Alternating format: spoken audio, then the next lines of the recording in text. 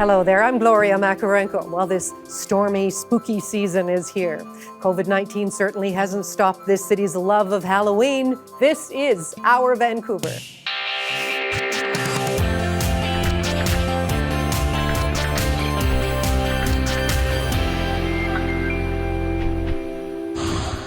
Coming up, the Parade of Lost Souls reimagines its event using radio and your willingness to play.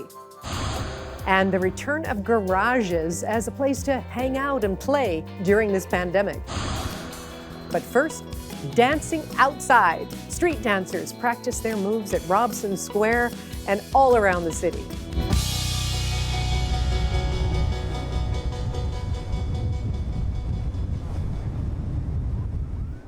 Now, last month, I was walking along the seawall in Vancouver and I saw a dancer fully engaged in the art and in the moment, outdoors for all to see. And it turns out dancing outside is kind of a regular thing for a lot of very talented people in the city.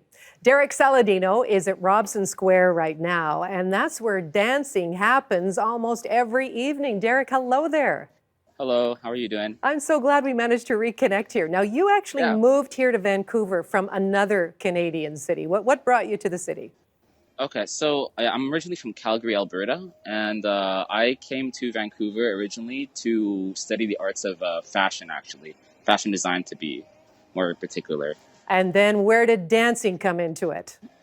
So the thing is, dancing always has been present in my life, and I always knew like Vancouver was a super huge place in dance just through like the internet. A lot of people from BC would come to but they would come to Calgary and they would compete over there, so I always knew that like it was huge out here. Okay, well, huge in what way? Just describe the scene for us here in Vancouver. It's phenomenal. Like, we have dancers of all styles competing, and they're just present here every night. To be honest, at Robson Square. Well, you know, I walk by Robson Square on my way home when I'm walking home from work, and I always kind of get drawn into, it's great people watching. There's all kinds of styles there. So what about you? Is this kind of an all-weather event when you head down there?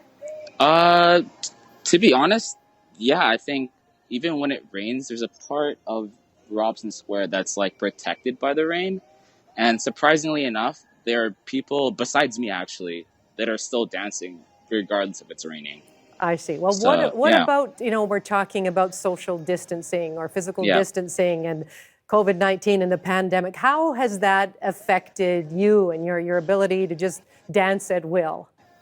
Well, first off, I mean, COVID is a very serious thing. And for the most part, like everyone here in the dance community has been pretty safe for it. Like no one has actually come to the spot only till recently. Just because like things kind of settled down, and even still, people are keeping 2 meters apart, trying to keep things proper. So, oh, that's good. So, what COVID aside, then, where would you normally dance? You know, in and around the city besides Robson Square? To be honest, I haven't really found another place yet, but I do know that there are studios like North Side, I think, and like Praise Team. They would go over to like the other studios.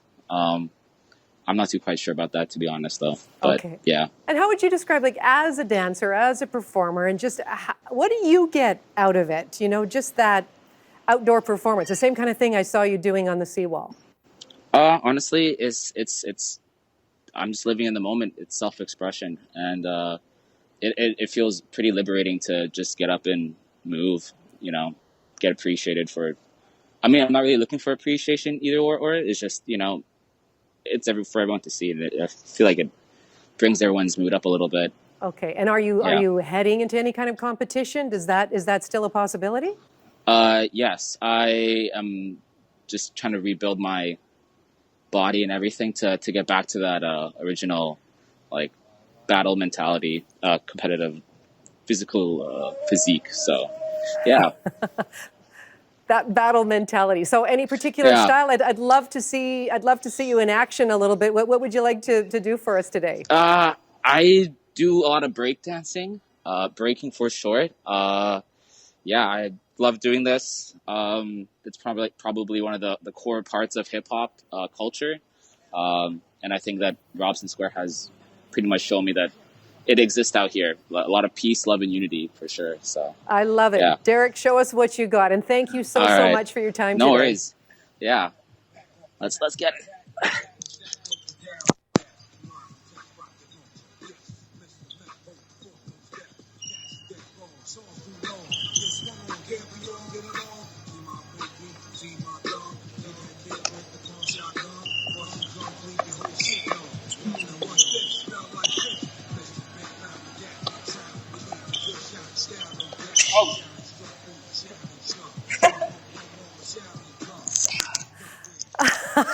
Hello. That is awesome. It's a great workout too, I see. Yeah, it's great. Derrick, we'll let you get on with your day. Thank you very much for taking time out for us in our Vancouver, okay? No worries. All right, you guys have a good day too. Hi, I'm Diana in Yaletown, and you're watching Our Vancouver. All right, it's time for one of our favorite features. This is when we get to showcase a number of the photographs sent in by you, our audience. Yoji Suzuki was out walking along the Coquitlam River and took in a wonderful autumn scene. Thank you so much, Yoji, for sending that one in. Tim Vogren was in Manning Provincial Park last month. That's when he met this lovely little gray jay. Lightning Lake is there in the background. That just looks wonderful. Thank you, Tim. And finally, Amin Okovat was hiking in Garibaldi Provincial Park and took in the stunning view at Panorama Ridge just as a raven flew into the scene. Just amazing. Thank you, Amin. And do send us more. You can email your photographs to us, bcphotos@cbc.ca. It's easy, bcphotos@cbc.ca. Now, many around the world are focusing on developing a COVID-19 vaccine, but there is another vaccine that's going to be very important in the coming months, the flu shot. As Mickey Cowan reports, how you get it might be a little bit different this year. It's a busy time at many pharmacies in BC. I think last year at our store, we did quite a number of hundreds of vaccines. We already had that waiting list already, even before we started opening up the booking appointments. Some health authorities are starting to receive their first round of flu vaccine deliveries. Doctors are noticing a rise in interest for the shot because of COVID-19. They're wanting to keep themselves and their loved ones safe this season. There's going to be so many people that are going to be so concerned about getting sick, about people coughing or what have you. The province is hoping more people do get the shot this year, up to 2 million from the usual 1.4 million, to help protect the healthcare system and keep hospital beds open in case COVID cases spike. That's going to really help the whole healthcare system in general. But though how you get vaccinated might be a bit different, many workplaces aren't having the usual clinics, and depending on the community, some physicians may not offer them at all. While we are doing more virtual visits, that also makes it a little bit more challenging to administer flu vaccines. But pharmacies are offering them with some new guidelines, like asking patients to wear a mask, don't show up early, and book ahead. We really have to try to limit the number of people in the store and try to limit their exposure in the store. So we're asking patients to book online. So even if you're afraid of needles like this reporter, there are plenty of good reasons to get the flu shot this year.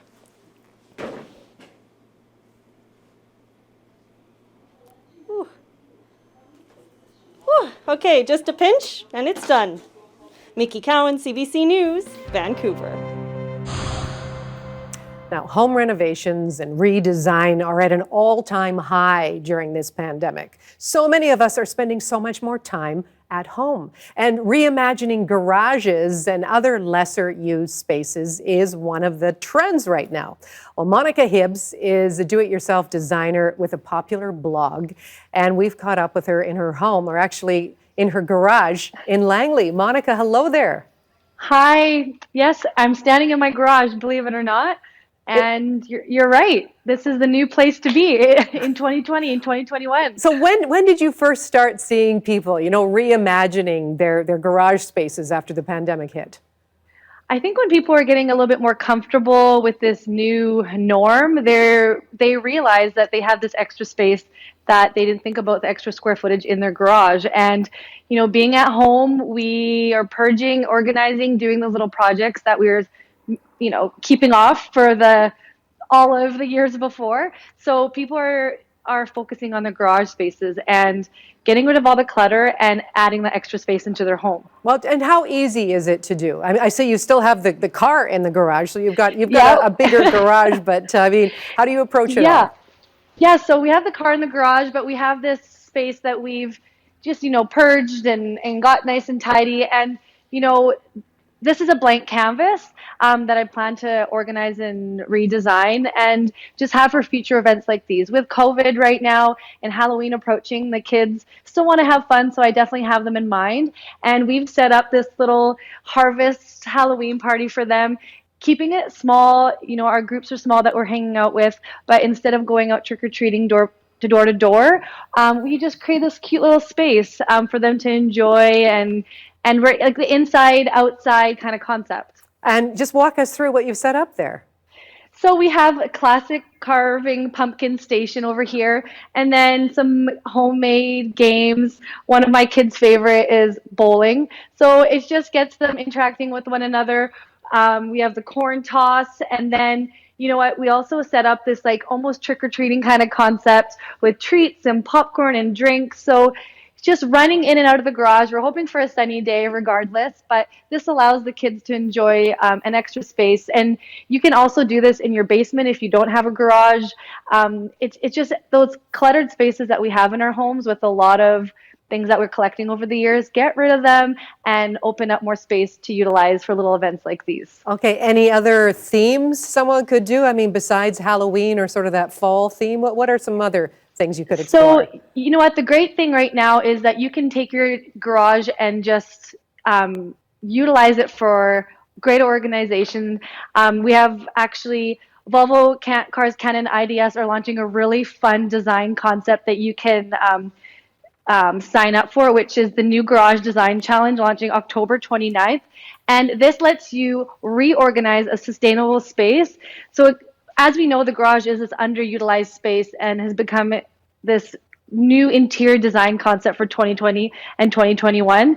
And we've noticed that Canadians have really reimagined their space for more livable spaces, like maybe a man cave or an extra space for your teens to hang out in, put a TV in and some couches. So we want you to purge and redesign and have these spaces for entertaining in your home.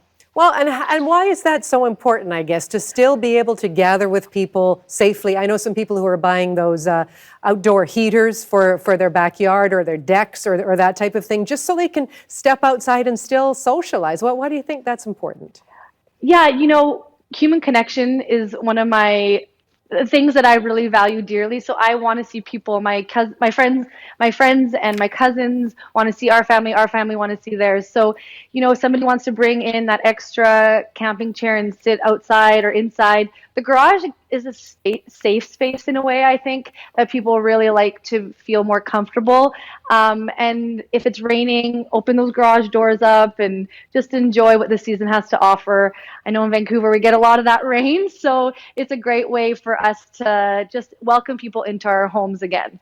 Monika, you have created a really inviting space there, so congratulations with that, and thanks for the inspiration. Well, thank you so much. And if you're wanting to participate in this garage design challenge, the winners will actually win a design to see their design come to life at IDS Toronto and be featured in House and Home. So it's a great time to be inspired. It's a great time to get your creative juices going. And of course, have some fun with a new interior design in your garage. Thank you very much. Thank you so much too. Coming up, remember those ice hockey games on the frozen lake?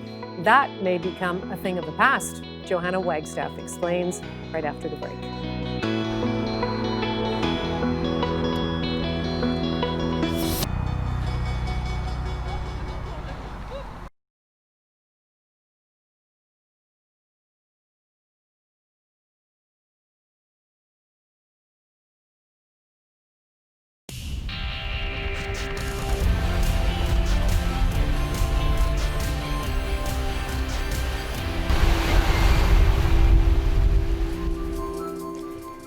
Solastalgia.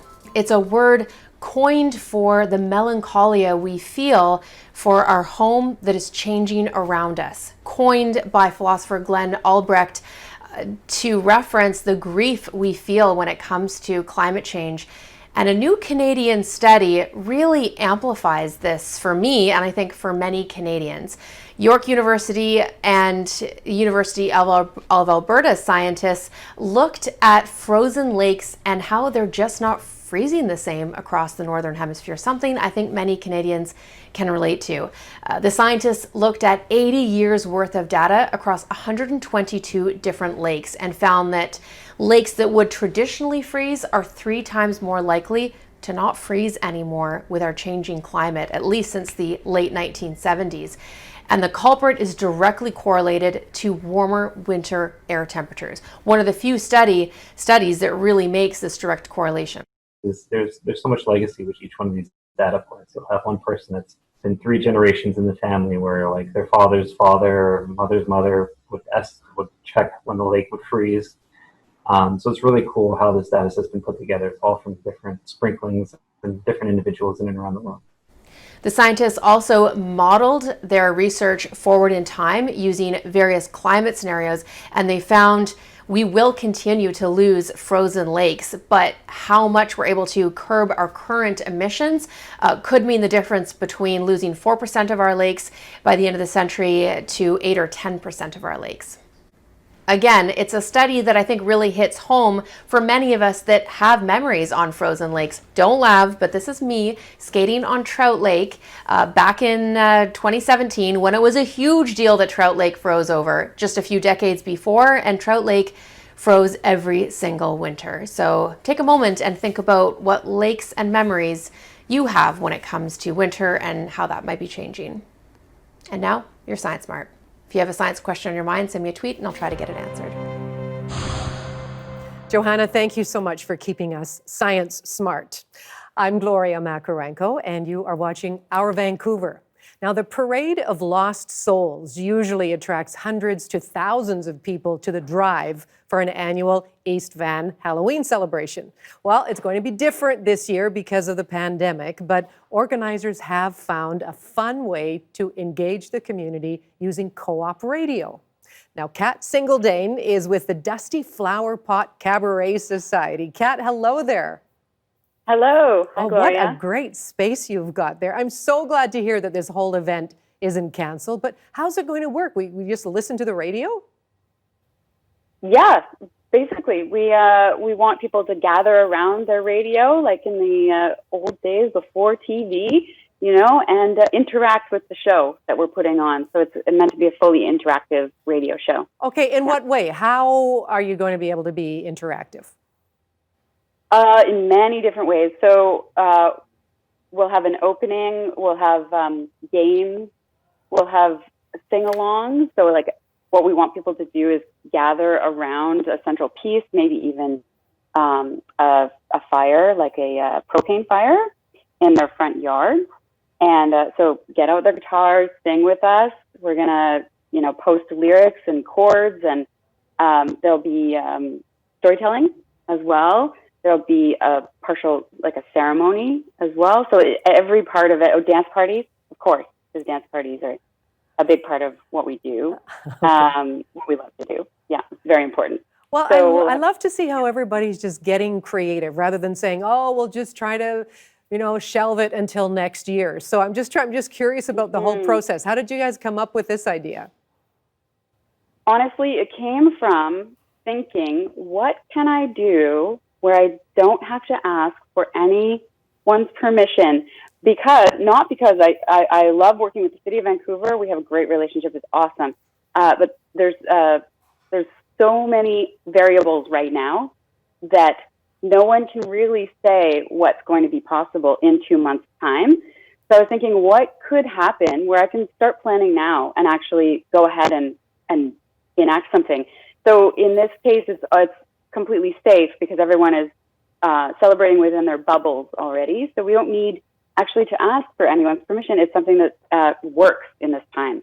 Well, just how much preparation is involved in putting something like this together? What did you have to do?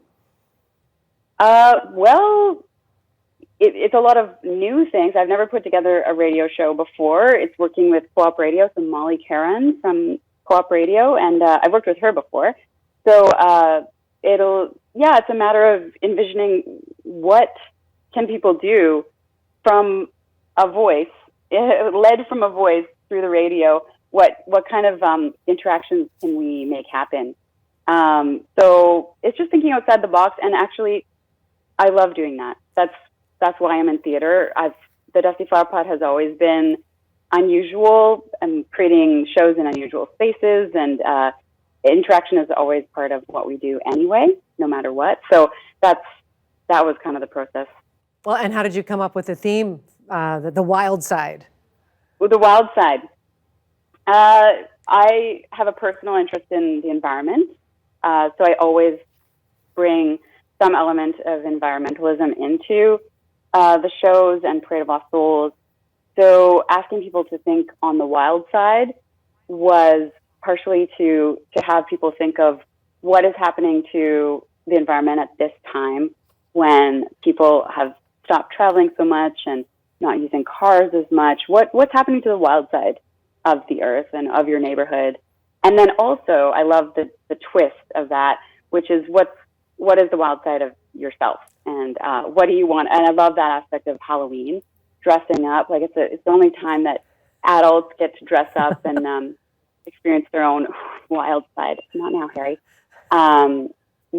So that's what I thought the twist and the double meaning of it is good. I'm glad your crew was giving you a hand just there. That was awesome. No, I get what you say about bringing out your personal wild side, and Halloween's the perfect time to do it. Why do you think Halloween's such a big event here in Vancouver?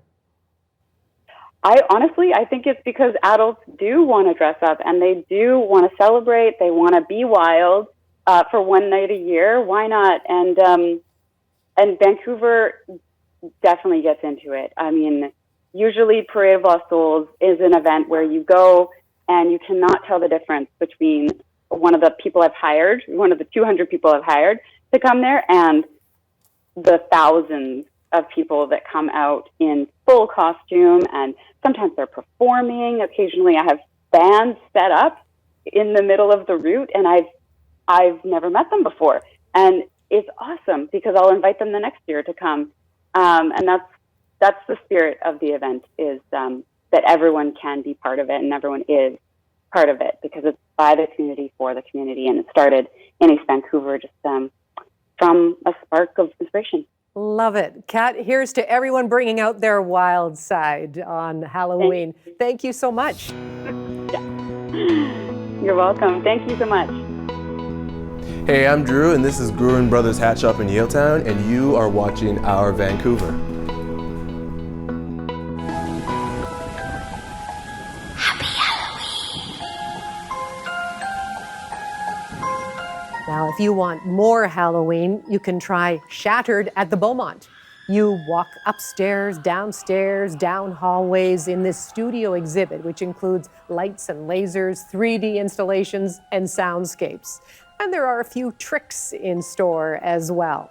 It runs Wednesday to Sunday nights until Halloween, and you can find tickets on Eventbrite.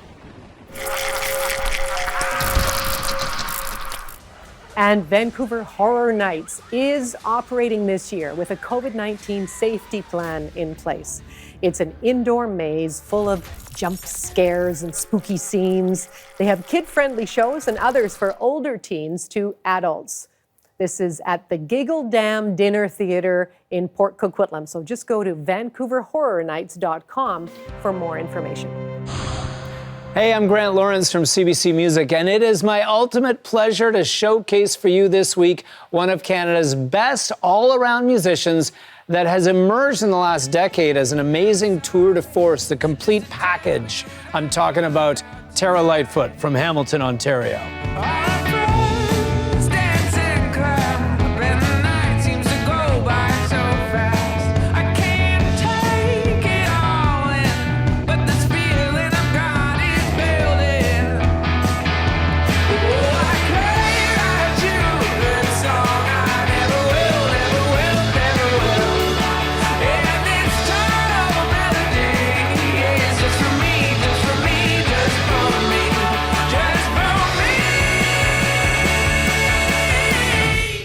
Oh yeah, what a single there. More hooks and a Desolation sound tackle box in that song. That is Tara Lightfoot with her tune Never Will from her breakout second album, Every Time My Mind Runs Wild, which came out in 2015 and remains one of my all-time favorites.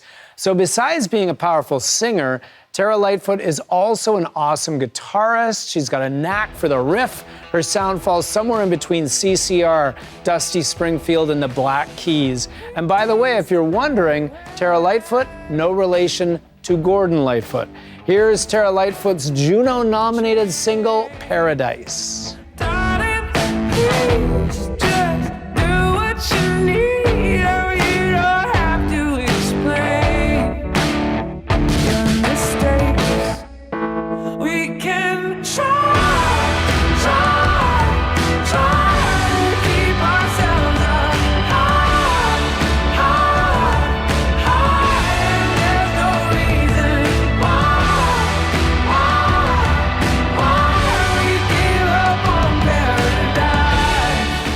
That is Tara Lightfoot with Paradise from 2017.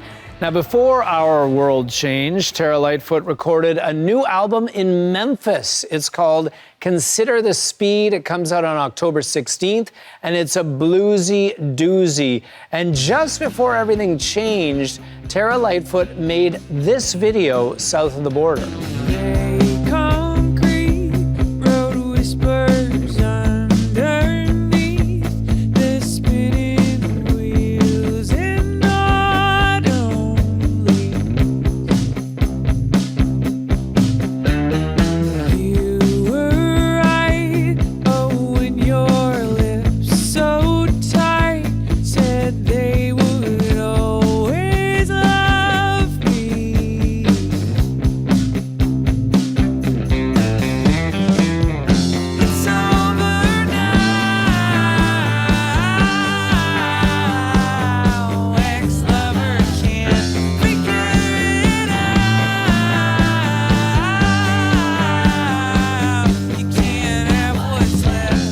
Filmed at a park in Los Angeles a few weeks before the shutdown, with Tara Lightfoot looking kind of Cruella de Vil badass there. That was the new video for the single It's Over Now, which is about a relationship, not life as we used to know it, fitting though it may be.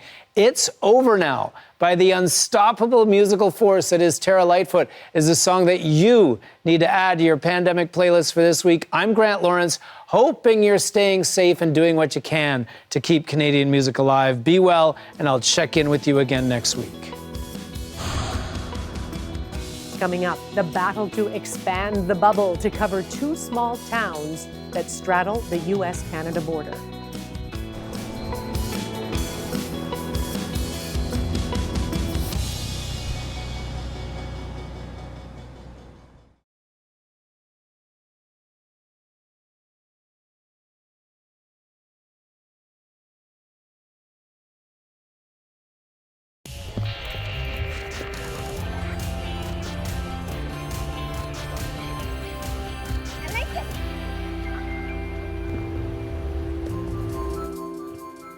Hi, welcome back to Our Vancouver. I'm Gloria Macarenko. Well, two picturesque towns along the Canada-U.S. border are fighting for the right to bubble together. They straddle the Alaska-BC border, separated by a clear-cut line and a COVID travel ban. But in many ways, the two communities are as one, and they rely heavily on each other. Briar Stewart shows us how people there are working together even as they're apart. It's a weekly bonfire between neighbors, complete with beverages.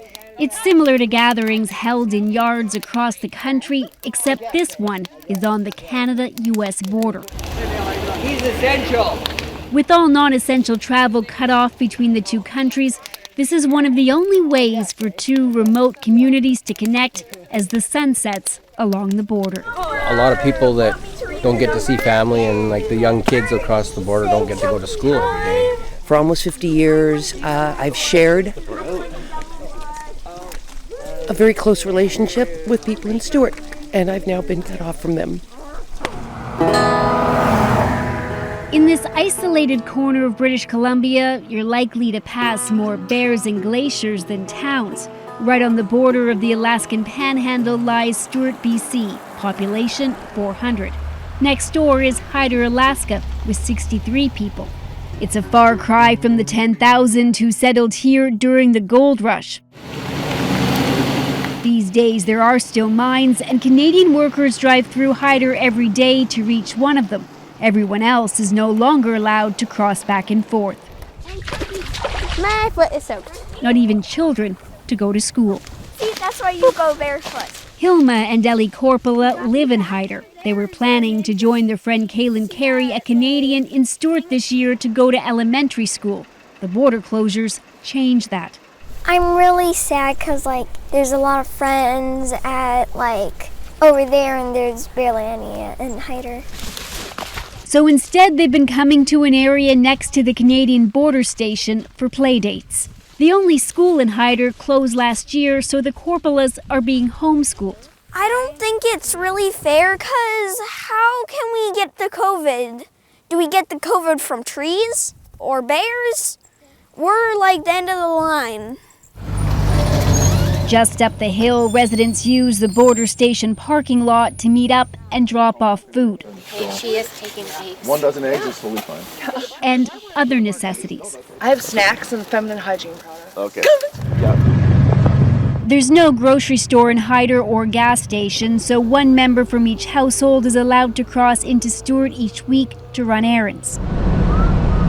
Dick Simpson first came to Hyder in the 1970s. On our side of the boundary, people are there purely because they like being there. But they are reliant on the town next door and carry Canadian currency. Every 2 weeks, Simpson comes here to do laundry and pick up groceries. Sirloin and potatoes. But he isn't allowed any social calls. It's tough. Socially, more than half my friends live over here, and so I can't go visit them. So, For many, that's the toughest part, and Simpson says it's led some to find other ways over the border. That's been happening for a little over 100 years here. If you look back to our prohibition, there was more than one bottle of Canadian whiskey found its way across that boundary. But breaking the law today can carry strict consequences, so most follow the rules and are pushing to change them. With winter around the corner and the prospect of more isolation, some believe there's a pressing need to address the border issue here now. They're lobbying Washington, D.C. and Ottawa to have this whole area as its own bubble. Bear bubble! They've staged protests and written letters. We want to do right by communities. The MP for the area met with the Minister for Public Safety about relaxing the rules. This seems like a pretty common sense thing that should be able to be dealt with quite efficiently, and yet it's been well over a month since I met with the minister, and we just haven't seen any progress. Hyderites were relieved when 3 Canadian logging companies dropped off truckloads of wood to help get them through the winter. People are trying to prepare themselves for the dark, cold months ahead when they could feel even more cut off. And I have to kind of be prepared for that. I have to put that in my head that quite possibly we'll be isolated for the foreseeable future. For now, the weekly trips into town are his only physical connection to the world outside Hyder, as a global pandemic and a rigid border separate 2 linked communities. Briar Stewart, CBC News, on the Stewart-Hyder border. Briar, thank you so much for that story. Now, here's another international issue. Amid ongoing political turmoil in Hong Kong, dozens of pro-democracy activists have made asylum claims in Canada. And some have already been granted refugee status by the federal government. And our John Hernandez spoke with one family that fled Hong Kong for BC. Protesters on the front lines have likened Hong Kong to a war zone. And like many war-torn cities, some of its residents have been forced to flee. This former pro-democracy organizer left in December. He says he was often followed by pro-government agents. CBC News agreed to protect his identity. They're basically people that I have absolutely no knowledge of, following me. I'm under surveillance for no reason. regardless of where I go. Even when I go grocery shopping, even when I take my kids to school. He says they would even threaten his life. There are numerous reports about people who are being disappeared and those who are who die miserably, and that really concerned me. Protesters in Hong Kong have been targeted by authorities for months. Recent Chinese security laws have made it illegal to chant or even raise flags that call for the city's independence. This gentleman is on a limbo. This immigration consultant has been helping the activist and his family apply for refugee status in Canada. He says if they return to Hong Kong, the father would likely be jailed. He would be persecuted by the state. This is we firmly believe the fact that he would be persecuted. Canadian ally groups have helped dozens of pro-democracy protesters make asylum claims in Canada since January. At least 2 have been approved and declared UN Convention refugees. They are not immigrants. They are forced to migrate here. And they have to take a few months to, get used to life in here. And also a lot of them have emotional issue. Sponsorship groups say some are even grappling with PTSD. A Hong Kong exodus, the former residents say, is likely to continue. What you're seeing now are people in Hong Kong realizing, I need to go now. And otherwise, I may not be able to ever leave Hong Kong. So I think you're going to see larger numbers in the next year.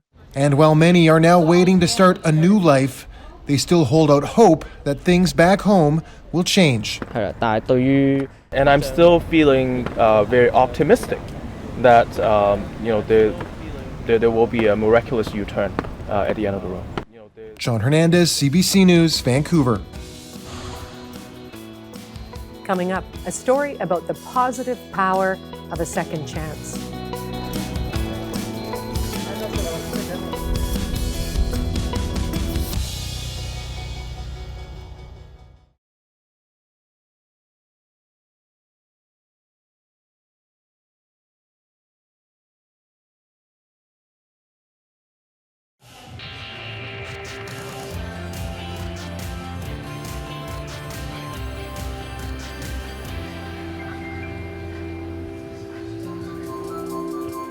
Hi, welcome back to Our Vancouver. I'm Gloria Macarenko.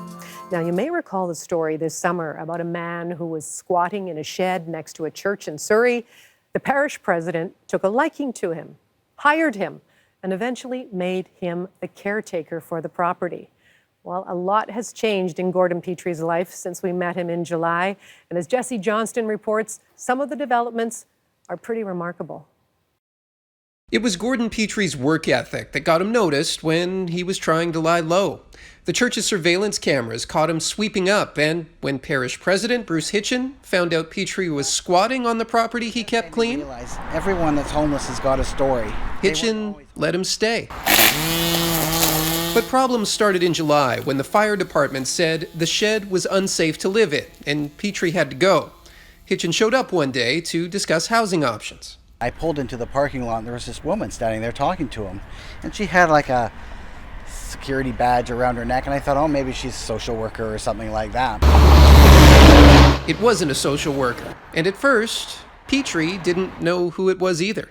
I was sleeping when she arrived, and hearing her voice calling me, it sounded exactly like what my mom used to call me.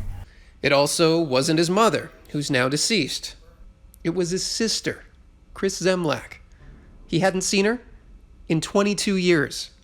Once she popped her head around the corner, I just lit up, and yeah, it was a nice moment. The pair lost touch decades ago when Petrie was battling addiction. Zemlak saw a news story online about her brother and his connection to the church, so she drove all the way from her home in Prince George to Petrie's shed. A beautiful moment, but complicated too. It's not like we hadn't seen each other in 20 years and his life's going great. His life's not going great, and I think that was really challenging. Sucks when your sister finds out you're homeless, living in a shed. It was tough at first for a moment, knowing their lives had taken such different paths. But here's the thing about brothers and sisters. Their connection is stronger than just about anything. I will always be in his corner. I will always be at the other end of the phone. I found my brother. Things are looking up now for Petrie. He moved into temporary social housing, and Zemlak stocked his cupboards with groceries. The relationship with his sister is complicated by distance and circumstance, but they're siblings who love each other, so they'll do what families do. They'll talk and laugh and cry, and they'll figure it out. Jesse Johnston, CBC News, Surrey. Now, during this pandemic, the return of sports has given so many people so much joy. The love of cheering or even jeering during a sports match reminds us of one of our city's greatest characters. Jessie McCall was a huge fan of wrestling. She hollered, she hissed, she even spat at matches well into her 80s. Well, here's a look back to the city's biggest sports fan in 1983.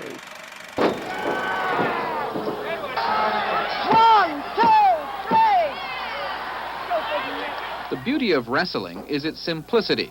Good guys, bad guys, dirty tricks, righteous revenge. No mystery here, and plenty of chances for participation, especially if you're Jessie McCall. Hey, he hit him with a knuckle just there. Hey, he hit him with a knuckle just there. Jessie says she's 39 years old, but she admits to a son in his 50s, and she's been hooked on wrestling for more than 20 years, ever since she saw her first match in Vancouver with her husband. I took my husband, and it was talk about laugh. I was getting so excited, and he kept saying, "Sit down, you're showing yourself up." Sit. I said, "Leave me alone, I'm enjoying myself." Next news, he wasn't there. Got to sit somewhere else.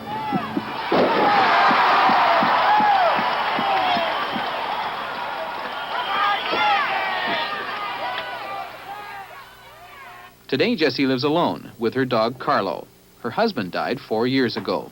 And at home, she's a rather quiet, very nice little old lady. She insisted that we all join her for tea and sandwiches, even the crew. Greg. Well, come on, Greg. Get eating. Now, what do you say to people who say, well, wrestling's phony? Well, I tell them to get in the ring and try it. That's the only way they're going to find out, isn't it?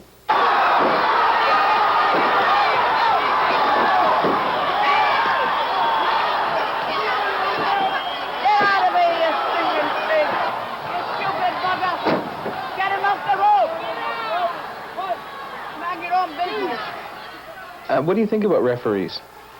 God, they really need one badly. They really need a good referee. You don't think they're good? No, I think some of the referees only see what they want to see.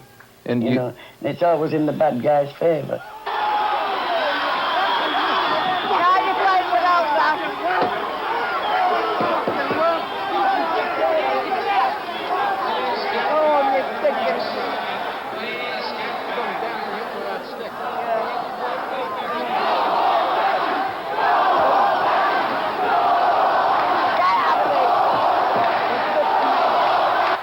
I thought I saw you spitting at one of those fellows the other night. I wasn't dignified. You get really carried away, don't you? Yes, I'm afraid I do. Yeah. And the wrestlers love her for it. Even Mean Gene Kiniski mellows in her presence. And I think we're very, very fortunate in the world to have people like Jessie McCall. Sometimes she gets a little rambunctious. Ben Nelms is CBC Vancouver's still image photographer, and he finds faces and angles that help us tell better stories. Here are a few of them from this past week. And that's all for Our Vancouver for this week. I hope you'll be able to join me weekday afternoons on CBC Radio 1 for Our Vancouver. Goodbye for now.